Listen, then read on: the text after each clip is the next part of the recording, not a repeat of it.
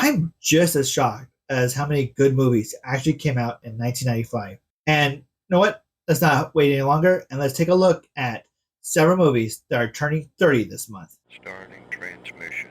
First up on our list, let's take a look at some of the action movies that came out in 1995. And boys will be boys. Bad boys. What you gonna do? So we have the Michael Bay movie, Bad Boys, starring Will Smith and Martin Lawrence. Here's a franchise that started 30 years ago and is, I guess, kind of going strong. I mean, we just had a third and a fourth one just recently. Haven't really seen them, to be honest. I've seen the first two, and the first movie is actually pretty good. Even though it's that same plot that I feel like was used in, what's that movie called? Class Act, starring Kid and Play. I'm just saying, Bad Boys is pretty much stealing the same plot idea of just putting in a cop movie. So, Bad Boys follows two cops. They have to switch places for a while they're doing this case, and we just see chaos ensues. You have your straight-laced cop, and then you have your cop who plays by his own rules, which is Will Smith's character. This is a great action film. It is fun to see these two characters. This is the height of the Will Smith craze, and he did a great job in this movie. All right, and also turning 30 this year is a movie that you probably will never expect me to talk about, and that's a movie called One's doing all the work and getting all the credit. Man, that dog is some kind of hero, you know that? Top Dog. And this movie is kind of a kids movie / action movie. It stars Chuck Norris. It's directed by his brother, Aaron Norris. Yeah, this movie is just crazy. It follows like the police dog is his partner's killed, so then Chuck Norris's character has to join the police dog and they have to fight terrorists and like criminals and stuff like that. It's a crazy movie. It's such a silly, goofy movie, and if you've never seen Top Dog, you're not missing much, to be honest. Next up, we have a movie that's actually very much a big part of my childhood in a weird way. It's The Pebble and the Penguin. Here we go! The Pebble and the Penguin. I bet you probably do not remember this movie when it came out. So it was directed by Don Bluth. And Don Bluth was like a competitor for Disney. So during this time, we had a lot of movies you probably think were Disney movies were actually probably directed by Don Bluth. Troll in Central Park, this one. And Pebble the Penguin follows the little penguin. And yeah, this is a little comedy, like adventure story that follows a penguin that wants to give his love interest, this little pearl, or this pebble that fell from the sky, I guess. It's a cute little cartoon. I bet you a lot of people forgot this movie even existed. It had the voices of like Martin Short, Jim Belushi, Tim Curry. You know, it had a lot of great voice actors in this movie. And you know what? I really enjoyed this movie when I was little. I know my sister enjoyed it too. She had watched this many times when we were little. It's either between this or Troll in Central Park that she always watched a lot. So, hey, if you're looking for a nice cartoon that you don't remember, or you may have never seen, and want to find something with a good plot and storyline that wasn't Disney, I recommend checking out The Pebble and the Penguin. And then on the flip side of that, you know, this movie, a little unknown movie, you also got a goofy movie. It's hard to be cool when your dad is goofy.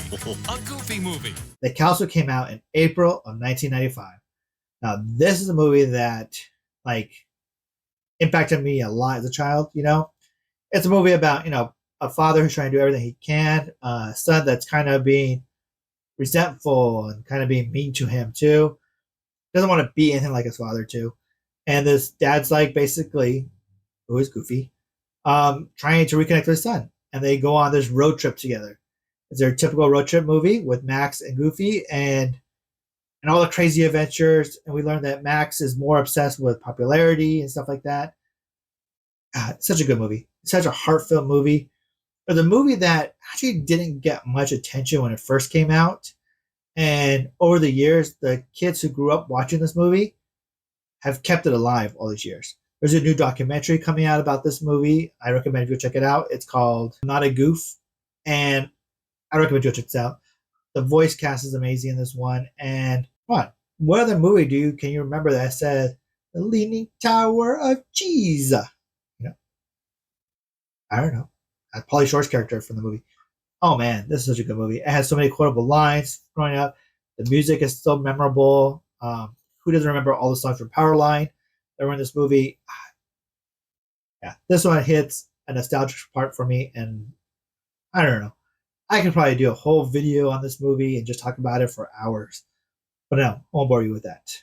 All right, go to the next one. Next up, we have a movie that you won't believe is actually a spin-off of an SNL skit, and that is Stuart Saves His Family. For my family? We all want to go home and save our families, but we can't. Stuart saves his family. Yeah, so this movie stars the former Senator Al Franken, and it's based off his character Stuart from SNL, as the skits he did. I don't remember these skits at all, to be honest. Yeah, we got a movie that's not good.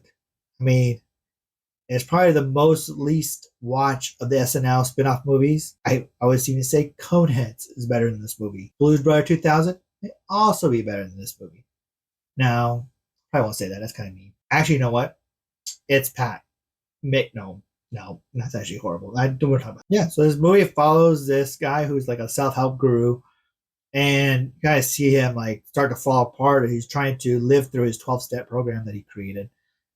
You know, I don't know.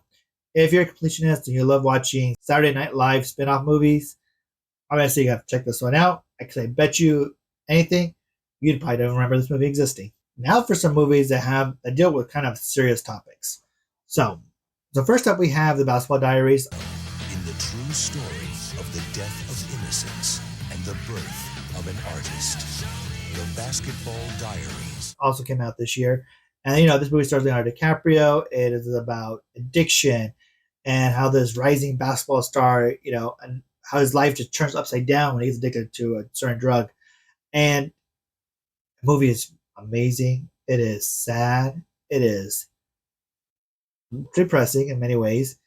But I don't know. It's just one of those movies that if you love these type of dramas, these based on true stories and these sports dramas, in addition to that, I recommend you check this out because it is a really good movie. My main point with this one is that it has an uplifting message, but I think the chaos of the story also kind of muddles that message is trying to say, and it doesn't actually get to live up to what this movie could have been. Because I believe the movie is pretty much forgotten in the last 30 years, unless you're a fan of Leonardo DiCaprio. But yeah, this movie has something, and it could have been way better. And another movie that also came out this year that's also kind of sad and depressing was The Cure. In a story of two boys who made one summer last a lifetime. The Cure. Yeah, so this is a movie that starred Brad Renfro and Joseph Mazzello. And this movie is about a boy who getting HIV from a blood transfusion. And about these two boys who basically, one living with AIDS, one's not, and how they become best friends. And when they hear about this magical cure for HIV, they go on an adventure to try, not an adventure, but on a journey to help discover that cure. And, it's a very heartfelt movie. It's a very much a story of trying to find, a light in something that's very dark. And I don't know. This one, I haven't seen this one in 30 years. So this one I don't quite remember too much about, but I do remember being a very emotional movie, and it's being, it hits on a note that, you may never watch it again, but if you get an opportunity to watch it, I would say give it a chance. Next up, we have a little romantic comedy called While You Were Sleeping. Now she's part of his life. He's in a coma. Oh, I was gonna marry him. Who's she? She's his fiance. No. Peter's engaged. Who are you? While You Were Sleeping. And you probably remember this movie. This is the movie that stars Sandra Bullock, where she falls in love with a man that's comatose. Essentially, that she works at the metro station, and she saves this guy's life that falls on the tracks, but he's also in a coma. And then she basically pretends to be his fiance, and it's weird. It's a weird movie, and it definitely is one of those romantic comedies that you have to put your suspension of disbelief on and try and remember this probably won't really happen, but okay, I'll give the movie a chance.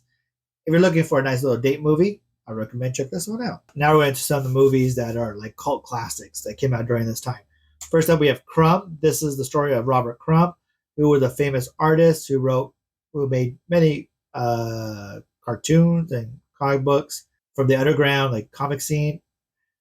Very risque, very taboo topics. Yeah, he was a very famous author from the 1960s that helped really improve the indie comic scene, the underground indie comic scene, I guess you could say. Yeah, really cool biography about him, and it goes to weird places. If you've never seen this one, I say, hey, check this one out. Then you have Village of the Damned.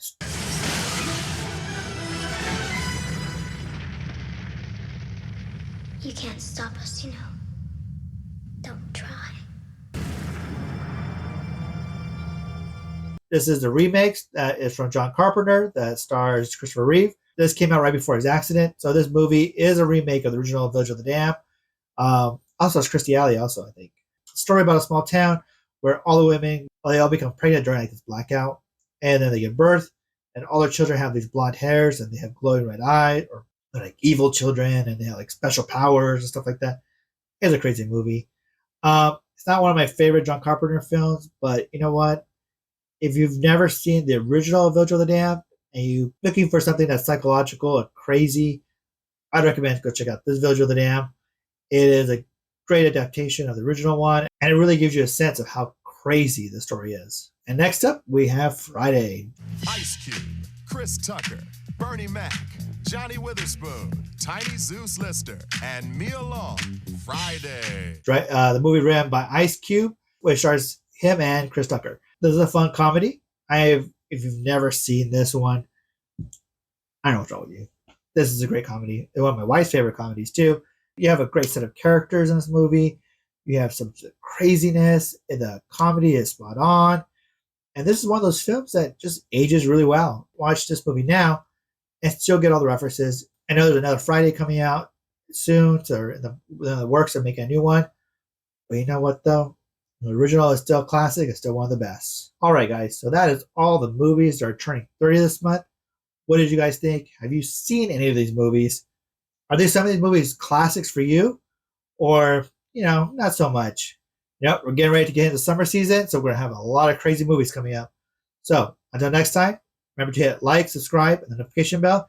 So that way you're notified when we're getting to the bigger movies that are coming out this summer. This is JD with the Figgy Pop Collector Channel. That concludes a Figgy Pop transmission.